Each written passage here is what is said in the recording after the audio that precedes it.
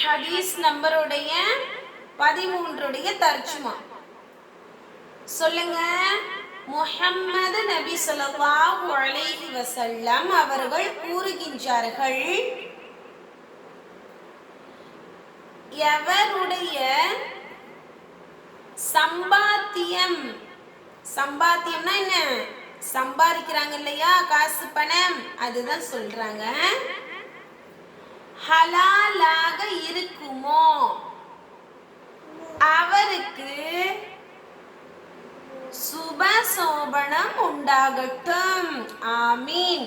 நபி ஸல்லல்லாஹு அலைஹி வஸல்லம் அவர்கள் என்ன கூறுகின்றார்கள்னா, எந்த ஒரு மனிதர் ஹலாலான முறையில தன்னுடைய சம்பாத்தியத்தை வச்சிருக்காங்களோ அவங்களுக்கு அல்லாஹ் என்ன செய்யறான்? சுபசோபனம் உண்டாகட்டும்னு சொல்லி கூறியிருப்பதாக நபி ஸல்லல்லாஹு அலைஹி வஸல்லம் அவர்கள் கூறுகின்றார்கள்.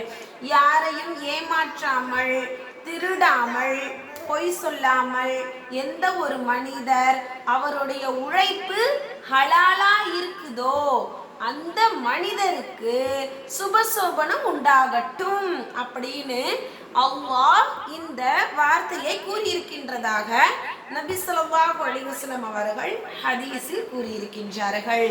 அப்போ நம்ம பெற்றோர்கள் சம்பாதிப்பது எப்படி இருக்கணும்? ஹலாலான முறையில இருக்கணும் அப்படின்னு கிட்ஸ் எல்லாம் என்ன செய்யணும்? நம்ம துஆ செய்யணும் இன்ஷா அல்லாஹ். அது கிட்ஸ் மட்டும் செய்யணும்னு இல்லை, ஒரு மனிதர் இப்ப சம்பாதிக்கிறாங்கன்னா அந்த சம்பாத்தியத்தை நினைத்து, யா அல்லாஹ் நான் உன்னுடைய ஹலாலான முறையில இந்த சம்பாத்தியத்தை நான் சம்பாதிச்சுக்கிறேன், எனக்கு நீ சுபசோபனம் குடி யா அல்லாஹ் அப்படின்னு தனக்கு தானே ஒவ்வொரு மனிதரும் துஆவை செய்து கொள்ளலாம். சிம்பிளா சொல்ல போனோம்னா, ஒருத்தர் வியாபாரம் செய்து சம்பாதிக்கிறாங்கன்னா அதுல பொய், திருட்டு, ஏமாற்றம், அதே போல நம்ம ஒருத்தர் ஏமாற்றுறது, பொய் சொல்றது, இதெல்லாமே என்ன செய்யக்கூடாது? இருக்கக்கூடாது அப்படின்னு நபி ஸல்லல்லாஹு அலைஹி வஸல்லம் அவர்கள் கூறியிருக்கின்றார்கள். அதுக்கு தான் ஹதீஸ்ல சொல்லியிருக்காங்க, தூபா லிமன் தூப கஸ்புஹு அப்படின்னு சொல்லியிருக்காங்க. சரியா? இன்ஷா அல்லாஹ், இன்ஷா அல்லாஹ் நல்லா ப்ரிப்பேர் பண்ணி போடுங்க. அஸ்ஸலாமு அலைக்கும் வரஹ்மத்துல்லாஹி வபரகாத்துஹு.